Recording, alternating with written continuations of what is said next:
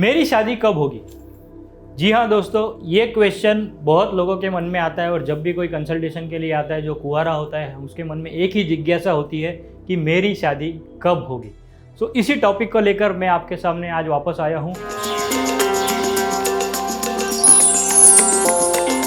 मैं C Umesh Pathak, professional numerology and vastu consultant, आपका दोस्त, आपका मेंटर, आपका गाइड, आपके लिए लेकर आया हूँ एक बहुत ही इंटरेस्टिंग और रोचक टॉपिक, शादी कब होगी। यस, शादी कब होगी ये आप खुद चेक कर सकते हो। आप बहुत सारे ज्योतिषों के पास जाते हो, बहुत सारे न्यूमरोलॉजी कंसल्टेंट के पास जाते हो ये चेक करने की मेरी शादी कब होगी। इस वीडियो को अंत तक देखिए और जानिए, आप खुद ही कैलकुलेट कर सकोगे कि आपकी शादी का योग किस साल में बनेगा। सो दोस्तों, यदि आप मेरे चैनल पे नए हो तो कृपया इस चैनल को सब्सक्राइब कीजिए और वीडियो को अंत तक ज़रूर देखिए और बेल आइकन तो ज़रूर दबाइएगा ताकि आने वाले वीडियोस भी आपको तुरंत मिल जाए। और यदि आपको वीडियोस पसंद आ रहे हो तो लाइक कीजिए और अपने रिश्तेदार, परिवार, मित्रजनों में सब जगह पे शेयर कीजिए। सो दोस्तों, आते हैं आज के टॉपिक की तरफ, शादी कब होगी। ये जानने के लिए एक बहुत ही इंपॉर्टेंट कंसेप्ट और यूनिक कंसेप्ट मैं आपको सिखाने वाला हूँ या समझाने वाला हूँ, वो है आपका पर्सनल ईयर। अब यदि आपके पास कागज़ पेन है तो वो लेकर बैठिए, अगर नहीं है तो वीडियो को पॉज कीजिए और कागज़ और पेन लेकर आइए, क्योंकि आप कैलकुलेट कर पाओगे आपका खुद का या आपके घर में किसी का भी कैलकुलेशन ऑफ ईयर, जिस साल में आप शादी कर पाओगे। सो ये जो कंसेप्ट है जिसको हम बोलते हैं personal year. So personal year को आप कैसे कैलकुलेट करोगे? फर्स्ट कीजिए, मेरी डेट ऑफ बर्थ है 9 मई 1986, ठीक है। इस डेट ऑफ बर्थ में से जो मेरा ईयर ऑफ बर्थ है उसको आपको साइड में निकाल देना है। ईयर ऑफ बर्थ का मुझे कोई काम नहीं है। इसके जगह पे आप क्या करोगे, जो करंट ईयर चल रहा है, फॉर एग्जांपल अभी 2023 चल रहा है, सो आप उस साल को लिखोगे। सो अब ये डेट हो जाएगी 952023, राइट। सो यदि आप ये पूरे डेट को टोटल करोगे 9 + 5 + 2 + 2 + 3, ये बनेगा मेरा पर्सनल ईयर, ठीक है। सो जब आप इस डेट ऑफ बर्थ का टोटल करोगे तो आएगा 3, यानी कि मेरा पर्सनल ईयर 2023 में फॉर एग्जांपल आता है 3। एक और एग्जांपल लेते हैं, दूसरा डेट ऑफ बर्थ 9 सितंबर 1986, पहले वाला था 9 में, ये है 9 सितंबर 1986। अगेन हम क्या करेंगे, 1986 को निकाल देंगे, उसके जगह पे करंट ईयर लिखेंगे 2023।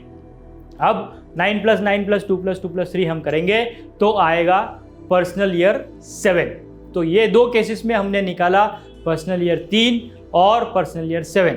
सो आप भी इस तरह आपके डेट ऑफ बर्थ के साथ अपना पर्सनल नंबर निकालिए और देखिए आपका पर्सनल ईयर क्या आता है। अब आते हैं शादी के सालों की तरफ कि शादी का योग किन पर्सनल ईयर्स में आ सकता है, ठीक है। सो यदि आपका पर्सनल ईयर 2, 3 या 6 आ रहा है, इन तीनों में से कुछ भी आ रहा है, तो आपके शादी के योग बहुत ही प्रबल बनते हैं। अब हाँ दोस्तों, एक बात बहुत ज़रूरी है कि आपकी शादी की उम्र भी होनी चाहिए, ठीक है। आप कहोगे मेरी उम्र 14 साल है और मेरा पर्सनल ईयर 2 आ रहा है तो मेरी शादी करा दो, तो ऐसा नहीं होगा। आपकी शादी की उम्र भी होनी चाहिए, तभी आपको ये पर्सनल ईयर का कंसेप्ट देखना है। तो और भी कोई पर्सनल ईयर है जहाँ पे भी शादी के योग बनते हैं, और वो पर्सनल ईयर कौन से हैं? पर्सनल ईयर 7, पर्सनल ईयर 8 और पर्सनल ईयर 9। तो यदि मैं पहले सेट की बात करूँ 2, 3, 6, वहाँ पे आपके प्रोबेबिलिटी जो है शादी की वो 90 to 100% होती है। और यहाँ पे जो दूसरा लॉट मैंने आपको बताया 7, 8, 9 पर्सनल ईयर में, यहाँ पे 70 to 80% चांसेस है आपके शादी के, ठीक है। अब आप जल्दी से, या तो आपकी शादी हो चुकी है तो आप खुद कैलकुलेट कर लीजिए आपकी शादी जिस साल में हुई थी उस साल में आपका पर्सनल ईयर क्या था, और आप कमेंट सेक्शन में मुझे बताइए कि आपके कौन से पर्सनल ईयर में शादी हुई थी। या तो आपकी शादी नहीं हुई थी, आप आपकी पेरेंट्स की शादी चेक कीजिए, उनकी शादी उनके कौन से पर्सनल ईयर में हुई थी, या तो भैया, भाभी, चाचा, मामी, जो भी आपके घर में जिनकी भी शादी, आप जो भी रिसर्च करना चाहे आप जिज्ञासावश वो कर सकते हैं कैलकुलेशन, और हमें कमेंट सेक्शन में बताइए कि कौन से ईयर्स में आपने देखा है कि पर्सनल ईयर, कौन से पर्सनल ईयर्स में शादी हुई है। अब दोस्तों, शादी की बात हो ही रही है तो मैं एक और चीज़ आपको बता दूं कि शादी कैसी होगी वो हम यहाँ पे डिस्कस नहीं कर रहे। हम ये सिर्फ यही डिस्कस कर रहे हैं कि शादी किस साल में होगी या किस साल में हो सकती है। सो जब शादी की बात हो रही है तो मैं एक और चीज़ बता दूं कि जब आपकी शादी पर्सनल ईयर 5 में होती है, नॉर्मली पर्सनल ईयर 5 बहुत अच्छा माना जाता है, बट जब शादी पर्सनल ईयर 5 में होती है तब मैंने देखा, ये मेरा पर्सनल एक्सपीरियंस, पर्सनल रिसर्च है कि जब शादी पर्सनल ईयर 5 में होती है तो इस शादी में बहुत बार कुछ इश्यूज हो सकते हैं, खास करके इनिशियली शादी के 2.5-3 साल पति पत्नी में अनबन एक्सेट्रा, ये कुछ चीज़ें घर में अनबन हो सकती है, होगी ही ऐसी ज़रूरी नहीं है, बट हो सके तो पर्सनल ईयर 5 अवॉइड कीजिए। इसमें कंसेप्शन में भी इश्यूज आ सकते हैं, बेबी में भी इश्यूज आ सकते हैं, तो इसलिए मैं नॉर्मली प्रेफर करता हूँ कि पर्सनल ईयर 5 अवॉइड कीजिए। यदि आपको शादी करनी ही है तो प्रेफर 2, 3, 6 पर्सनल ईयर्स, या तो ऑप्शन 2 इज 7, 8, 9। ठीक है दोस्तों, अब शादी की जब बात हो रही है तो सबसे ज़्यादा इंपॉर्टेंट शादी में होता है कंपैटिबिलिटी। सो जब भी आप शादी करना चाहे या जब भी आप शादी करने जा रहे हो, आप इंश्योर कीजिए कि आपका पार्टनर और आप दोनों कंपैटिबल हो। ठीक है, चाहे वो लव मैरिज हो चाहे अरेंज मैरिज हो, डज नॉट मैटर, क्योंकि इनिशियली आपको सभी कुछ अच्छा लगेगा, बट शादी जो है वो है लॉन्ग टर्म कॉन्ट्रैक्ट, शादी जो है वो है लॉन्ग टर्म बॉन्डिंग। इसीलिए आपको क्या देखना ज़रूरी है कि आप दोनों का कंपैटिबिलिटी कैसा है। अब कंपैटिबिलिटी आप कैसे करोगे?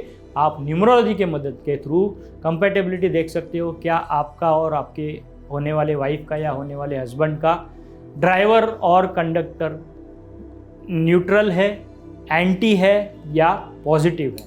यदि पॉजिटिव है तो बहुत ही अच्छा, इसके अलावा न्यूट्रल है तो भी एक बार चल जाएगा, बट एंटी या अपोजिट नहीं होना चाहिए या अनफ्रेंडली कॉम्बिनेशन नहीं होना चाहिए। इसके अलावा और भी सारे फैक्टर्स हैं, हम पूरा बर्थ चार्ट देख के एनालिसिस करते हैं, क्या नंबर शेयर हो रहे हैं, क्या नंबर 5 नंबर 6 मौजूद है, बहुत सारे फैक्टर्स हैं। तो इसलिए मैं कहूँगा कि आप जब भी शादी करो मैच मेकिंग करा के ही शादी कीजिए, क्योंकि आजकल हम देख रहे हैं रिश्ते बहुत टूट रहे हैं, रिश्ते बहुत बिखर रहे हैं, 2 साल 3 साल में लोग डिवोर्स की तरफ आगे बढ़ रहे हैं। ये हमारे देश में पहले तो हमने कभी देखा नहीं, पर आजकल ये चीज़ें बहुत हो रही है।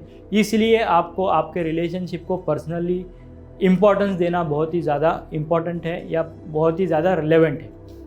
सो दोस्तों, आप शादी करने से पहले आप दोनों का कंपैटिबिलिटी देखिए, और ख़ास करके जब आपका ड्राइवर कंडक्टर एंटी है, एंटी माने यदि आपका ड्राइवर कंडक्टर 1-8 या 8-1, 2-8 या 8-2 या 3-6 या 6-3 या 9-2 या 9-4 ऐसा कोई कॉम्बिनेशन है, या 2-9 या 4-9, यदि ऐसा कोई कॉम्बिनेशन है, इन सारे कॉम्बिनेशंस वालों के लिए मैं खास करके बोलूँगा कि आपके लिए match making is must.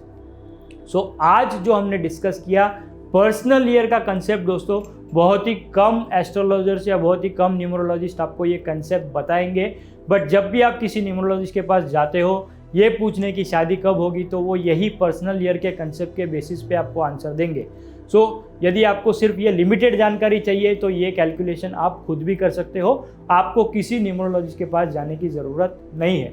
But हाँ, आपको मैच मेकिंग के लिए डेफिनेटली एक अच्छा न्यूमरोलॉजिस्ट लगेगा, क्योंकि लॉन्ग टर्म कमिटमेंट में जाना या नहीं उसके लिए आपको 101% सपोर्ट का ज़रूरत होगा।